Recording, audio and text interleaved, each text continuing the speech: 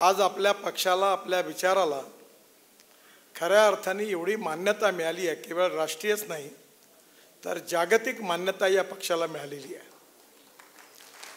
आणि याचा आनंद आपल्या सगळ्या जुन्या कार्यकर्त्यांना तर आहेच, पण काम करणाऱ्या सर्व कार्यकर्त्यांना या गोष्टीचा अभिमान आहे। पण हे यश जे पक्षाला मिळालेलं आहे, हे यश सहज प्राप्त झालेलं नाही आहे। हे यश मिळवत असताना स्वातंत्र्यानंतर म्हणजे साधारणतः 1947 साली आपल्याला स्वातंत्र्य मिळालं आणि 52 साली पहिली निवडणूक झाली। आणि त्या पहिल्या निवडणुकीमध्ये ताईंनी, खरं म्हणजे ताईंचा जन्म हा बुलढाणा जिल्ह्यातल्या मेहकर गावाचा। त्यांचे वडील अतिशय मोठे सामाजिक कार्यकर्ते होते आणि त्या घरामध्येच त्यांच्यावर त्यावेळी देशभक्तीचे संस्कार झाले। विशेषतः त्या सगळ्या संस्कारातून त्या जेव्हा नागपूरला आल्या तेव्हा ताईंचे पती सगळ्यांना त्यांना सगळेजण रावसाहेब म्हणून संबोधायचे। आणि त्यावेळी ताईंनी त्या RTO मध्ये होते, सरकारी कर्मचारी होते। खूप श्रीमंत परिवारात अशी स्थिती नव्हती, पण त्या परिस्थितीमध्ये ताईंनी जनसंघाच्या कार्याची धुरा आपल्या खांद्यावर घेतली आणि अतिशय प्रतिकूल परिस्थितीमध्ये ताईंनी त्या काळामध्ये जनसंघाचं काम वाढवण्याचा प्रयत्न केला। हा काळ किती प्रतिकूल होता याचा अनुभव आज समोर आपण ज्या कार्यकर्त्यांचा सत्कार केला त्यांनी अनुभवला आहे। मलाही थोडा बहुत तो अनुभवायला मिळाला। विशेषतः 1977 साली जनता पार्टीच्या चिन्हावर जेव्हा निवडणूक लढवल्या गेली होती त्यावेळी अर्ध्या नागपूरमध्ये सायकल रिक्षावर किंवा ऑटो रिक्षावर जनता पार्टीला मत द्या असं म्हणणारा रिक्षा घेऊन अनाउन्समेंट करायला मी त्यावेळी फिरायचो। अण्णाजी मेंढजोगे आमच्या पूर्व नागपूरचे प्रमुख होते, बळवंतराव ढवळे होते, छोटूभैया दाकरस होते। आणि ज्यावेळी रिक्षा घेऊन निघायचो त्यावेळी अनेक लोक म्हणायचे की मी काही जात नाही याकरता म्हणायचे की तो रिक्षा घेऊन गेल्यानंतर रस्त्यावर लोक गोटे मारायचे आणि पोस्टर फाडून टाकायचे। म्हणजे जनसंघाबद्दल गैरसमजुतीमुळे आणि त्या काळातल्या राजकारणात जो विद्वेष निर्माण केला होता, गांधीजींचे खुनेपासून अनेक अपप्रचार त्या काळात झाला आणि त्याचं प्रत्यंतर असं होतं की लोकांमध्ये जनसंघाबद्दलचा एक रोष होता, एक प्रतिकूल परिस्थिती होती आणि या परिस्थितीमध्ये टिकणं खूप कठीण होतं। पण या परिस्थितीमध्ये ताईंसारख्या कार्यकर्त्या या झोपडपट्टीमध्ये जाऊन लोकांची सेवा करून त्यांची कामं करून त्यांनी जनसंघाचा दीप त्या काळात खऱ्या अर्थाने नागपूर शहरात प्रज्वलित ठेवण्याचं काम अतिशय प्रतिकूल काळात ताईंनी केलं। आज ताईंच्या बरोबरच्या काही कार्यकर्ते आहेत, आपण या पहिल्या लाईनमधल्या या सगळ्या कार्यकर्त्यांचा सत्कार केलेला आहे। पण खऱ्या अर्थाने मला स्मरण होत आहे की त्यातले अनेक कार्यकर्ते आज नाही आहेत। काळाच्या ओघामध्ये अनेक लोकांची नावं कारण इतिहास जो असतो हा भूतकाळातला इतिहास वर्तमान काळात जेव्हा त्याचा आपण विचार करतो तो भविष्याची प्रेरणा देत असतो। हळूहळू कार्यकर्ते बदलत गेले, नवीन नवीन कार्यकर्ते आले, परिस्थिती बदलत गेली। म्हणजे एवढा फरक आहे जनरेशन गॅपचा की मी ज्यावेळी प्राथमिक शाळेत होतो आणि मीराताईंना आठवत असेल ताई निवडणूक हारल्या आणि हारल्यानंतर मग ताईंच्याकडे आईबरोबर गेलो तर मला काही फार समजत नव्हतं। ताई रडत होत्या, सगळ्याच लोकांच्या डोळ्यात अश्रू होते। तर मी माझ्या आईला प्रश्न विचारला की यांच्या घरात कोणी मेला आहे का, हे रडतात का? म्हणजे मला त्यावेळी समजत नव्हतं, एवढा दुःखाचा डोंगर पसरला। ताईंचं आमच्या सगळ्यांचं एक मोठं दुर्भाग्य होतं की आज आम्ही कोणालाही आमदार म्हणून निवडून आणू शकतो, पण त्या काळामध्ये आम्ही सगळ्यांनी कार्यकर्त्यांनी खूप प्रयत्न करूनही ताईंना आम्ही काही आमदार म्हणून निवडून आणू शकलो नाही। हे शल्य आम्हाला सगळ्यांना मनामध्ये खरं म्हणजे लागलेलं आणि म्हणून ताईंनी या सगळ्या काळामध्ये किती वेळा पडावं निवडणुकीमध्ये। एक दिवस मला आठवतं माझ्या आईबरोबर मी जेव्हा ताईंकडे गेलो तेव्हा माझ्या आई त्यांना म्हणाली, आता ताई तुम्ही उभ्या नका राहू, आता नका उभ्या राहू, कारण तिला एवढं वाईट वाटलं की ती म्हणाली एवढं मेहनत परिश्रम करूनही लोकांना याची कदर नाही आहे. पण ही कदर समाजामध्ये नव्हती, पण त्यांनी कोणी प्रयत्न थांबवले नाही. एक सुंदर वाक्य मी नेहमी माझ्या आयुष्यात लक्षात ठेवतो. ते अमेरिकन प्रेसिडेंट रिचर्ड निक्सन यांच्या आत्मचरित्र वाचण्याची संधी मला मिळाली. आणि त्या पुस्तकामध्ये त्यांचं एक सुंदर वाक्य आहे की अमेरिकेमध्ये वॉटरगेट कांडानंतर त्यांना बहिष्कृत केलं अमेरिकन समाजाने आणि त्यांना वॉशिंग्टनमध्ये एका वस्तीमध्ये ते राहायला त्यांनी घर विकत घेतलं. त्या वस्तीतल्या लोकांनी ठराव करून सांगितलं की तुम्ही आमच्या वस्तीत राहायचं नाही. आणि त्यानंतर त्या काळात त्यांनी आपलं एक आत्मचरित्र लिहिलं होतं. आत्मचरित्र फार रंजक होतं, पण त्यातलं एक वाक्य खूप सुंदर होतं. आणि खरं म्हणजे ताईंच्या जीवनामध्ये किंवा या आपल्या विचारधारेकरता ज्यांनी आपलं आयुष्य खपवलं त्या लोकांच्या जीवनाला खऱ्या अर्थाने समजावून घेणारं आणि त्याची फिलॉसॉफी सांगणारं ते प्रसिद्ध वाक्य होतं. ते वाक्य असं होतं, the man is not finish Wien is defeated but he is finish when he quits. युद्धभूमीवर हरल्यानंतर कोणी समाप्त होत नाही, पण युद्धभूमीवर हरल्यानंतर जे युद्धभूमी सोडून जातात तेव्हा खऱ्या अर्थाने समाप्त होतात. हे ते वाक्य होतं. आणि म्हणून ताई लढत राहिल्या. आता आठवतं आनंदराव ठवरे इथे आहेत, प्रभाकरराव झटके गेलेत, Yashwantrao Chavan civil supply minister होते, ते वसंतराव नाईक मुख्यमंत्री होते, मी हाफ पॅन्टमधला विद्यार्थी होतो. त्यावेळी या ठिकाणी हे जे वर्धा रोडवर अजनी चौकाच्या आधी सुभाष अपराजित राहतात त्या चौकावर ताईंनी आपल्या महिला आघाडीच्या बरोबर त्यावेळी तो मिलो मिळायचा. खूप लोकांना नाराजी होती. ताईंनी 500-700 महिलांच्या उपस्थितीमध्ये त्यावेळी प्रभाकर दटके आणि आनंदराव ठवरे, मी पण त्यावेळी होतो, युवा मोर्चाचं काम सुरू केलं होतं. आणि त्यावेळी मला आठवतं पोलिसांची त्या यशवंतराव चव्हाणांची गाडी ताईंनी अडवली. त्यावेळी वसंतराव नाईक आणि यशवंतराव चव्हाण त्या गाडीत बसले होते, पण पोलिसांनी लाठीचार्ज केला महिलांवर आणि त्यावेळी त्यांना वाचवण्याकरता आनंदराव ठवरेंचं तोंड फुटलं, पूर्ण प्रभाकर दटकेचं तोंड फुटलं. या दोघांना उचलून नंतर त्या ठिकाणी नेलं. भरपूर संघर्ष झाला. असे अनेक संघर्ष ताईंनी आपल्या जीवनामध्ये केली. मान नव्हता, सन्मान नव्हता, प्रतिष्ठा नव्हती, रिकग्निशन नव्हतं, रिस्पेक्ट नव्हता. आणि ताईंच्या बरोबर आपण ज्या कार्यकर्त्यांचा सत्कार केला त्यांनी संघर्ष केला. म्हणजे लाऊडस्पीकरवाल्याचे पैसे देण्याची मारामार होती. म्हणजे दुसरी गोष्ट आहे की आम्ही लाऊडस्पीकरवाले होते, ते आपले कार्य कमल रेडिओवाले, त्यांचे वर्ष बिलही द्यायचो आणि मग ते आवाज द्यायचे, ओ गडकरी, ओ गडकरी. आम्ही म्हणतो रिक्षावाला, ए जोरात चालव. कारण त्यांचे 200-400 रुपये वर्षभरापासून दिले. मग हळूच कुठेतरी 30-40 रुपये गोळा करून त्यांना द्यायचो. छोटू भैया धाकरसांकडे पोस्टर छापायचो. छोटू भैयाची प्रिंटिंग प्रेस, ते पोस्टर मागायचं. म्हणलं 1000 पोस्टर द्या. तुला काय लागते एवढे 1000 मागायला, पहिले 100 चिपको म्हणे. आणि मग ते त्या पोस्टरमधलं 1, 2, 3, 4, 100 मोजायचे. आणि मी म्हणालो चिक्की द्या. ते म्हणे एवढी चिक्की नाही पाहिजे, त्याच्यात अर्ध पाणी टाकायचं, दुसरा 100 त्याच्यात देऊन मग ती चिक्की आम्ही लावायचो.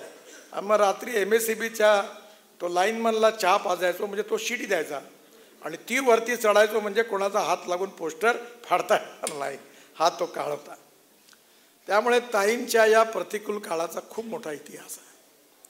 पण या इतिहासाचं महत्त्व एवढ्याकरता आहे की आपण नेहमी इतिहासामध्ये असं म्हणतो की थोर महात्मे होऊन गेले, चरित्र त्यांचे पहा जरा, आपण त्यांच्या समान व्हावे हाच असा पडे बोध करा. म्हणजे आपल्या नवीन कार्यकर्त्यांना करता हा कार्यक्रम आहे. यांनी सगळ्यांनी आपलं कर्तव्य केलं, पण कधी कधी अशी परिस्थिती होती की आमच्यासारख्या कार्यकर्त्याला वाटतं की एखादी मोठी 10-20 टनाची गाडी जेव्हा जाते तेव्हा आता कुत्रा त्या गाडीच्या खाली उभा राहतो आणि त्याला वाटतं हे ओझं घेऊन मी गाडी घेऊन पुढे चाललो आहे. तशी आपली स्थिती नाही.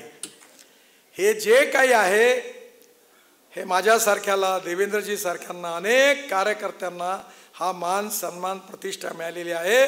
याचं श्रेय खऱ्या अर्थाने इथे आपण सत्कार केला त्या कार्यकर्त्यांच्या कार्याला. त्यांनी आपलं संपूर्ण जीवन याकरता नवचार केलं आणि बेस उभा केला. भारतीय जनता पार्टीची एक पार्टी होती, आनंदराव ठवरे साक्षीदार आहेत. इमर्जन्सीमध्ये पूर्ण बँड वाजला आणि आम्ही सगळेजण सगळ्या मिटिंगा बंद झाल्या. एक भारतीय जनता पार्टी नागपूर जिल्हा म्हणून एक बोर्ड होता ढवळेंच्या बिल्डिंगवर. आणि एक दिवस मला आठवते, मी त्या आमच्या मित्रांबरोबर शुक्रवार तलावाच्या त्या खांबावर बसून रात्री हे ते पाईपवर बसायचो. एक दिवस एवढं वादळ आलं का इंदिराजींनी तर सगळ्यांना अंदर केलंच, पण वादळ एवढ्या गतीने आलं की भारतीय जनसंघाचा तो जो बोर्ड होता तोही हवेच्या ओघात उखडून बाहेर पडला, तोही पण पडून गेला. म्हणजे एवढी बिकट अवस्था होती. जवळपास काम संपलं होतं. पण पुन्हा एकदा हा विचार, राष्ट्रवादाचा विचार, राष्ट्रीय पुनर्निर्माणाचा विचार, हे राष्ट्र सुखी समृद्ध संपन्न व्हावं, या देशामध्ये दीनदयाल उपाध्यायांनी सांगितलेल्या अंत्योदयाच्या विचाराचं अनुकरण ताईंनी आपल्या जीवनात केलं की समाजातला तळागाळातला जो शोषित पीडित दलित माणूस आहे, जो सामाजिक आर्थिक शैक्षणिक दृष्टीने मागासलेला आहे, त्याचं जीवन आम्हाला बदलवायचं आहे आणि त्याला रोटी कपडा आणि मकान मिळवून द्यायचं आहे, तेव्हाच आमचं कार्य पूर्ण होईल, असं दीनदयाल उपाध्यायांनी आपल्या सामाजिक आर्थिक चिंतन अंत्योदयामध्ये सांगितलं आहे. या सगळ्या विचाराकरता आपलं जीवन सर्वस्व अर्पण करणाऱ्या या कार्यकर्त्यांमध्ये प्रेरणा देणारं व्यक्तित्व म्हणजे ताई होत्या. आज असं आहे की ज्याचा जन्म होतो त्याचा मृत्यू अटळ आहे. हा यावतचंद्र दिवाकर असा नियम, याला कोणी अपवाद नाही आहे. पण लोकमान्य टिळकांनी असं सांगितलं आहे की एखादा माणूस हा त्याच्या जीवनात जगला किती यापेक्षा जीवन जगला कसा आहे महत्त्वाचं आहे. आणि म्हणून ताईंचं हे संघर्षमय जीवन ही आम्हा सर्व कार्यकर्त्यांची प्रेरणा आहे. आणि म्हणून त्यांचं व्यक्तित्व, त्यांचं कर्तृत्व, त्यांचं नेतृत्व, त्यांचा व्यवहार कार्यकर्त्यांशी असलेला, त्या काळामध्ये एक एक कार्यकर्ता, ताई म्हणायचे संपूर्ण कार्यकर्ते माझा परिवार आहे. ताईंनी जेवढं प्रेम मीराताईंवर केलं, जगदीशजींवर केलं, तेवढंच प्रेम ताईंनी आपल्या प्रत्येक कार्यकर्त्यावर केलं, हे त्यांची विशेषता. आणि म्हणून मला तर माझ्या आईमुळे ताईंच्या प्रत्येक कार्यक्रमामध्ये लहानपणी जवळून मला बघण्याची संधी मिळाली आणि ते सगळं मला पाहायला मिळालं. आणि म्हणून आज आपण हे खरं म्हणजे हा शताब्दी समारोहाची सांगता आहे. आमच्या सगळ्यांची इच्छा आहे की ताईंच्या नावाने काहीतरी मोठं स्मारक झालं पाहिजे. एक मोठा हॉल आम्ही बांधायचं ठरवलेलं आहे. थोड्याशा अडचणी दूर झाल्या की बालजगतच्या बाजूला 600-700 लोकांचा मोठा हॉल ताईंच्या नावाने त्या ठिकाणी निर्माण करायचा आहे. आणि ताईंनी विशेषतः दीनदयाल शोध संस्थानाच्या माध्यमातून बालमनावर संस्कार करून भविष्यातली पिढी निर्माण केली पाहिजे, त्याकरता त्यांच्यावर उत्तम संस्कार केले पाहिजे, याकरता ताईंनी तळमळीने बालजगत उभं केलं. देवेंद्रजी हे बालजगतच्या पहिल्या बॅचचे विद्यार्थी होते, त्यांचा फोटो आहे तिच्यात.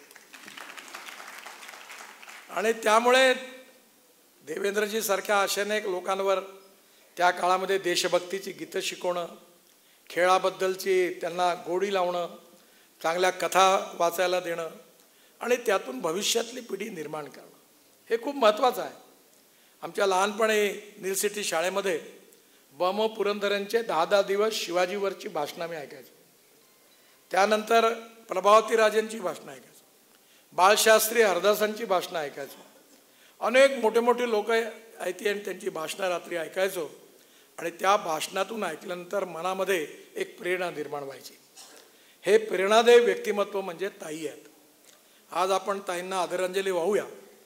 पण नवीन कार्यकर्त्यांनी हे लक्षात ठेवलं पाहिजे की आपल्याला मिळालेलं यश हे आपलं नाही आहे. या विचाराकरता बापू महाशब्दे आज आपल्यामध्ये नाही आहे. ते आपल्या संघाचे उत्तम स्वयंसेवक होते, तरुण भारत पत्रकार होते.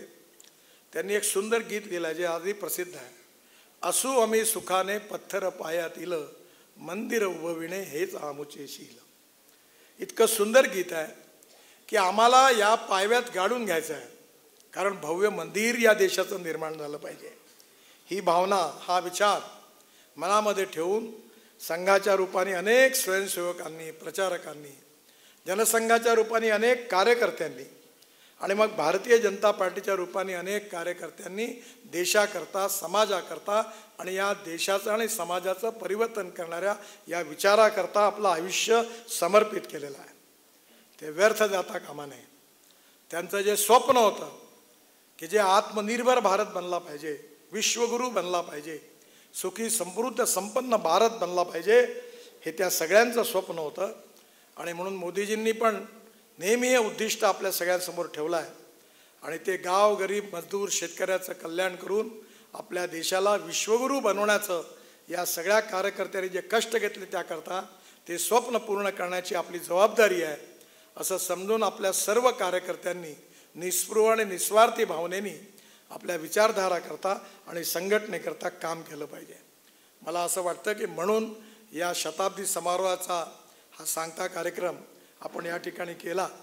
आणि मुद्दामून आग्रहाने या सगळ्या विचार यत्नामध्ये, राष्ट्रीय पुनर्निर्माणामध्ये ज्यांचा ज्यांचा सहभाग होता, ज्यामुळे आज आपल्याला हे चित्र बघायला मिळालं, त्या सगळ्यांचा आपण आशीर्वाद घेतला, त्यांना वंदन केलं आणि त्यांच्या कार्याबद्दलची आपल्या मनात असणारी उत्कट भावना व्यक्त करून आपण धन्यवाद शब्द तर बरोबर नाही आहे, पण त्या सगळ्यांची अपेक्षा हीच आहे की हे जे भविष्यात आपण काम करणार आहोत ते स्वप्न उराशी बाळगून आपण सगळ्यांनी पूर्ण केलं तर ती खऱ्या अर्थाने ताईंकरता योग्य आदरांजली होईल.